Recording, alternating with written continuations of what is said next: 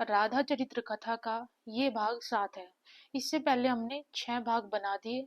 मेरा रिक्वेस्ट रहेगा आप भाग 1 से श्री राधा चरित्र को सुने और भाई प्ले लिस्ट अलग से बनी हुई है, उसी में से आप श्रवण करें। देखिए, अहोभाग्य होते हैं जो श्री राधा नाम जाप करते हैं, और उससे भी ज्यादा सौभाग्य की बात है आपके लिए और हमारे लिए भी स्पेशली कि हम श्री राधा चरित्र श्रवण कर रहे हैं। अनंत पुण्यों की प्राप्ति होती है, श्री जी का प्रेम प्राप्त होता है, ठाकुर जी तुरंत कृपा करते हैं। और जब आप राधा चरित्र सुनते हो तो बीच में आप अनुभव करेंगे कि हमने आपको एक बहुत गूढ़ रहस्य बताते हुए चलेंगे श्री राधा चरित्र में। ऐसी ऐसी बातें आती है राधा चरित्र के अंदर जो आपको मूल रूप से कहीं और सुनने पर कभी नहीं मिलेगी, सिर्फ ये राधा चरित्र में ही आपको श्रवण करने को प्राप्त होगी। अच्छा, एक बार क्या होता है, बरसाना में एक बाबा होते हैं।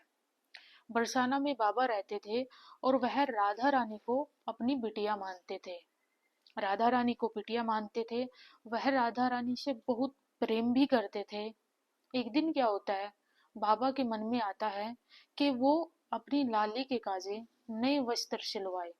अच्छा, बाबा जो थे, बाबा के पास अधिक धन नहीं था, बाबा गरीब थे।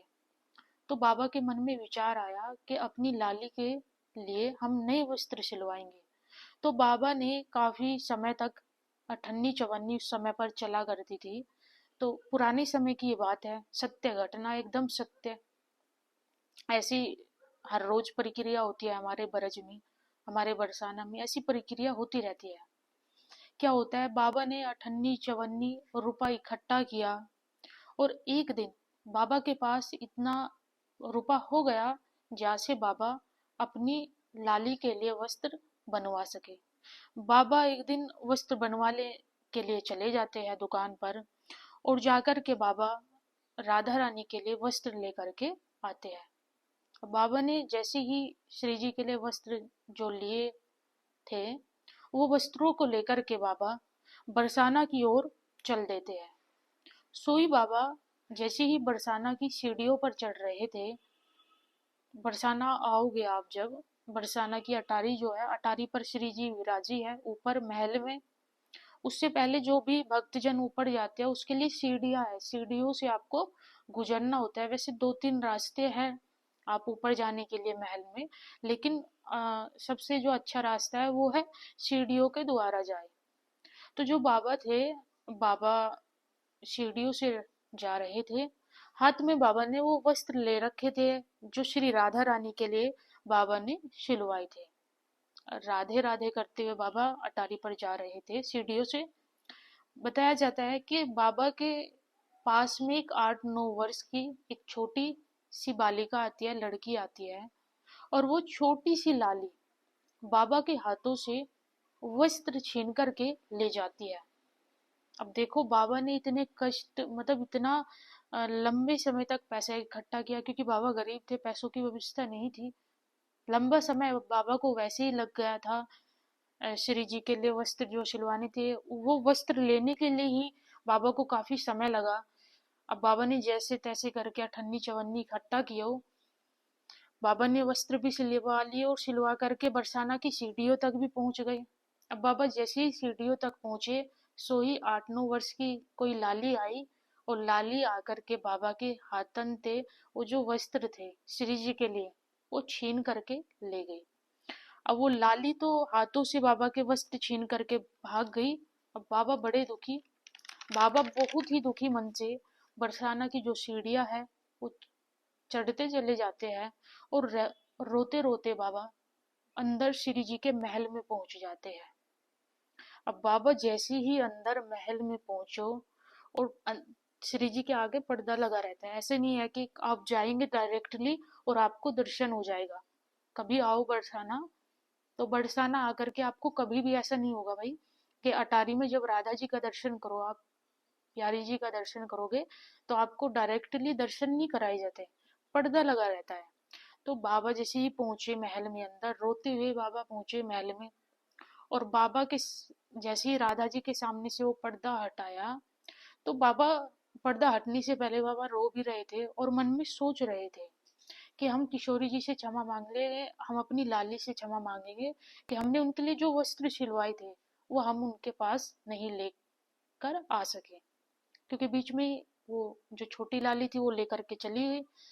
अब बाबा ऐसा सोच ही रहे थे, इतने में ही सामने से पर्दा हटा और बाबा ने जैसे ही दर्शन किया, बाबा अपने आप को भूल गए।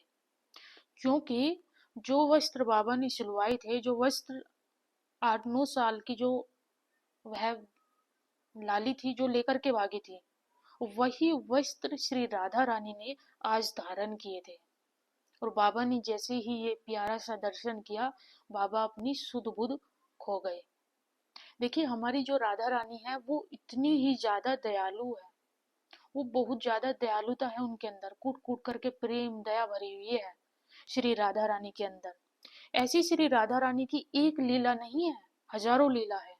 और आज भी इस कलयुग में जो सच्चे मन से, जो सच्ची हृदय से श्री राधा रानी के दरबार में जाता है, हमारे ब्रज में आता है, और आपका सच में यदि भाव है श्री राधा रानी का दर्शन करने का, तो वो दर्शन जरूर देगी। ये बात पक्की है, 200% पक्की है।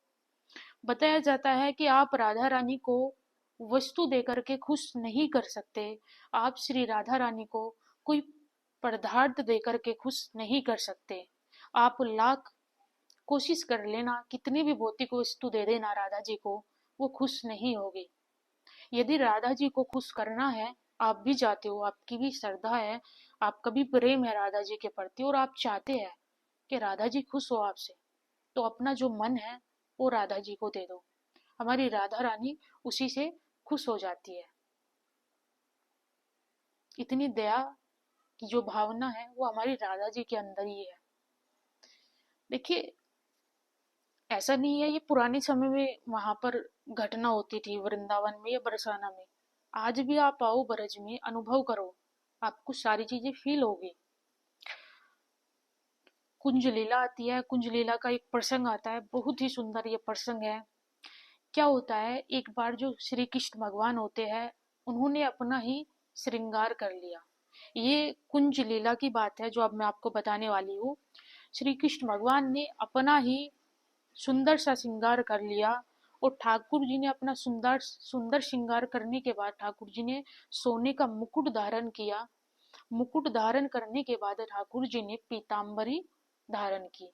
अब जैसे ही ठाकुर जी ने पीताम्बरी धारण की, उसके बाद में श्याम सुंदर को जो भी देख ले, यानी जो भी एक बार उनका दर्शन कर ले, उसके साथ क्या होता है, जियत फिरत झुकी झुकी फिरत, मतलब गिरेगा उठेगा और फिर गिरेगा, कभी गिरेगा तो कभी उठेगा, कभी मरेगा तो कभी जिएगा। ऐसी स्थिति हो रही है। जो भी ठाकुर जी का वो पीताम्बरी जो धारण किया है श्री कृष्ण ने, और मुकुट जो धारण किया है सोने का, और ठाकुर जी ने जो अपना श्रृंगार किया है, उसको देख करके जो भी उनको देख ले आज, गोपिया वो रह ही नहीं पाएगी। आज गोपियां रह नहीं पाएगी देख बगैर, पर राधा रानी की सहचरी है। कहा कि श्याम सुंदर जैसे ही कुंज में पहुंचे, ध्यान से सुनना, प्रेम से सुनना, कुंज में जाते ही श्याम सुंदर को एक किंकरी मिली। कौन मिली? किंकरी। देखो, सखी होती है, सहचरी होती है, किंकरी होती है, मंजरी होती है, गोपिया होती है, ये सब भाव है, और ये सब अलग अलग भी है। बताया कि श्याम ठाकुर जी जैसे ही कुंज में पहुंचे हैं, तो किंकरी ने ठाकुर जी को देख करके अपना घूंघट कर लियो। अब ठाकुर जी को देख करके घूंघट कर लियो, वैसे भी ठाकुर जी आज इतना बन ठन के आए हैं, इतना स्पेशल ठाकुर जी ने अपना श्रृंगार कियो, लेकिन जैसे ही कुंज में जा रहे हैं और कुंज में एंटर किए ठाकुर जी ने, तो जो वहां पर किंकरी सखी थी, उन्होंने अपना घूंघट कर लियो। श्याम सुंदर ने दूसरी सखी को देखो, तो दूसरी सखी ने भी अपना मुंह फेर लियो, और दूसरी सखी ने भी घूंघट कर लियो। श्याम सुंदर सोचने लगे कि ये सबन की समर, जो सबन की सबन है, ये सारी की सारी बावरी हो गई है क्या? आज मैंने इतना सुंदर श्रृंगार किया, अपना पीताम्बरी धारण की है, मुकुट धारण किया है, और ये सबन सखियां क्या कर रही है? मुझे देख करके या तो मुंह फेर रही है या घूंघट कर रही है, ये बावरी हो गई है सारी की सारी। बताया, अरे सब धर्मों का फल प्राप्त हो जाता है जो श्री कृष्ण का दर्शन प्राप्त कर लेता है। अरे हम इनके पास आए हैं, ठाकुर जी कहते हैं हम इनके पास आए हैं, इनको रस अमृत पान कराने आए हैं, और ये बावरी क्या कर रही है, ये घूंघट कर रही है, ये हमसे मुंह मोड़ रही है। यदि एक बार कृष्ण का कोई दर्शन प्राप्त कर ले, अनंत जन्मों के तो पाप नष्ट हो जाते हैं, और प्रत्येक व्यक्ति की अभिलाषा होती है, देवता गण भी तरसते हैं श्री कृष्ण का दर्शन प्राप्त करने के लिए, ऐसा रस अमृत प्राप्त करना चाहते हैं सभी। बट यहाँ पे तो क्या हो रहा है, यहाँ पे उल्टा ही हो रहा है, कुछ उल्टा क्यों हो रहा है। अब ठाकुर जी आए, सुंदर सज धज के आए, बड़े स्पेशल तरीके से आए, और वहां पे सब पे पानी फेर दियो। इन सखियों ने, किंकरी सखी ने क्या किया, घूंघट कर रही है, मुंह फेर रही है। बोले ठाकुर जी, श्याम सुंदर बड़े हैरान हुए सखियों का यह रूप देख करके। ठाकुर जी ने एक सखी को रोका, और सखी को रोक करके ठाकुर जी ने पूछ पूछ लिया सखी से कि सखी, अब सखी भी जो है वो भी पूरी है, वो भी पूरी मतलब, पूरी एक वर्ड यूज होता है, तो पूरी है सखी भी। थोड़ी सी जब श्याम सुंदर से बात कर रही थी सखी, तो थोड़ी टेढ़ा होकर के बात की। श्याम सुंदर से कहा, देखो जी, तुम हमारे इष्ट हो, हमारे इष्ट देव हो, हमारे आराध्या हो, और राधा रानी भी हमारी आराध्या है। देखो, जो आश्रित होता है उसकी क्या क्रिया होती है। बोले जो भी वस्तु आएगी, आपके आराध्या है, जैसे आपने लड्डू गोपाल की भी सेवा ली है घर में, किशोरी जी विराजी होगी घर में, तो हम जो होते हैं, जो सेवक होते हैं, उनका क्या काम होता है, उनके पास कोई भी खाने की वस्तु हो, पहनने की वस्तु हो, देखने की वस्तु हो, यहाँ तक कि कुछ भी एवर वोट एवर हो, तो वो सबसे पहले आप किसको ऑफर करोगे, सबसे पहले आप वो अपने आराध्य को ऑफर करोगे। जब तक आप अपने आराध्य को वो वस्तु ऑफर नहीं करते, तब तक, मतलब ये नियम ही नहीं है कि आप अपने आराध्य को वस्तु ऑफर ना करो। पहले आपको अपने आराध्य को ऑफर करनी होगी वो वस्तु जो भी आपके पास है, और बाद में वो जो वस्तु है वो प्रसादी बन जाती है। फिर जो प्रसादी है उसको जो सेवक होता है वो स्वीकार करता है। सखी बोली श्याम सुंदर को कि आप सुंदर रूप बना करके आए हैं, क्या आपने हमारी जो राधा रानी है उनको ये अमृत पान कराया। ठाकुर जी बोले, नहीं, नहीं कराया हमने उनको रसपान, हम तो सीधा आपके पास आए हैं। अब किशोरी जी से नहीं मिले ठाकुर जी, पहले सखियों के पास आ गए। सखी बोली, भोग तो नहीं लगा, अब श्री जी को पहले आप जाकर के दर्शन कराओ, उनको रसपान कराओ, जो वो प्रसादी होगी वापस बरसाना से हो आ जाओ आप, और बरसाना से जब आप आओगे वह प्रसादी को हम पाएंगे। अब जो ठाकुर जी है, जब तक वो प्रसादी नहीं है अभी तो, जो ठाकुर जी है, अब ठाकुर जी अमनिया है। ठाकुर जी क्या है, अमनिया है। अमनिया इसलिए है क्योंकि उन्होंने अभी तक राधा जी को जाकर के अपना जो रस प्रदान करना है, अपना जो रूप दिखाना है, पहले वो एक बार उस पर दृष्टि तो पड़े श्री राधा रानी की। जब तक राधा रानी की दृष्टि नहीं पड़ेगी, तब तक जो भी सखिया है वो ठाकुर जी को देखेगी नहीं, वो नहीं देखेगी। वो तो पहले जब ही देखती है जब ठाकुर जी पहले किशोरी जी को दर्शन कराए, दर्शन की वो प्रसादी जो होगी वो सखिया रखेगी। अभी ठाकुर जी अमनिया है, या मारे, जब अमनिया है ठाकुर जी, अमनिया होने के नाते अभी सखिया नहीं देख रही, चाहे ठाकुर जी कितना भी सुंदर रूप धारण पढ़ी करके आए हो। बताया, अमनिया जिसका भोग प्रसाद ना लगा हो, अमनिया उसको बोला जाता है, जिसका प्रसाद ना लगा हो उसको अमनिया कहा जाता है। पहले आप, जो सखिया होती है वो कहती है, पहले आप राधा रानी के पास जाओ, अन्यथा आप हमारे लिए अमनिया ही रहोगे। सोचो कितना बल होगा राधा रानी की सखियों में, जो वो ठाकुर जी से कह रही है कि जाओ और पहले आप राधा जी का दर्शन करो, उन्हें रसपान करो, पहले आप बरसाना जाओ और राधा रानी को दर्शन करो, फिर वापस आना, और वापस आकर के हम आपका दर्शन करेंगे, हम आपको निहारेंगे। बताया जाता है जब श्री कृष्ण राधा रानी के पास जाते हैं, जो श्री कृष्ण होते हैं वो राधा रानी के पास जाते हैं, उनको अच्छे से अपना दर्शन कराते हैं, रसपान कराते हैं। उसके बाद ठाकुर जी बरसाना से वापस आते हैं, तब जितनी भी सखियां होती है वो ठाकुर जी को कहती है, हाँ अब लग रहे हो बढ़िया, अब आप सुंदर दिख रहे हो, मतलब जो भी प्रशंसा होती है, वो जो भी अपने शब्दों से प्रेम भाव से जो भी करती है सखियां, वो उसी के बाद करती है। पहले ये सौभाग्य राधा जी को प्राप्त होता है, उसके बाद सखियों को प्राप्त होती है। और देखो कितना बल है सखियों में कि वो ठाकुर जी को भी मना कर सकती है।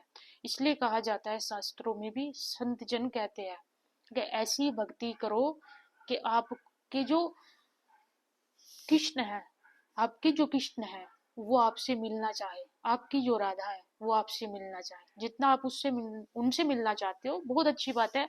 हर भक्त की अभिलाषा होनी चाहिए कि हम अपने ईश्वर से मिले, अपने इष्ट देव से मिले, लेकिन ऐसी भक्ति करो कि आपके इष्ट देव भी आपसे मिलना चाहे। आज का राधा चरित्र कैसा लगा मुझे कमेंट्स में जरूर बताएं। कल के राधा चरित्र में हम बताएंगे जब श्री कृष्ण भगवान और श्री राधा रानी का आपस में मिलन नहीं हो पाता था, यानी वो मिल नहीं पाते थे, तो तब उनको कौन मिलवाता था, कैसे मिलवाया जाता था, वो सारी योजनाएं कल के प्रसंग में बताई जाएगी। और वीडियो को शेयर जरूर करें। राधे राधे।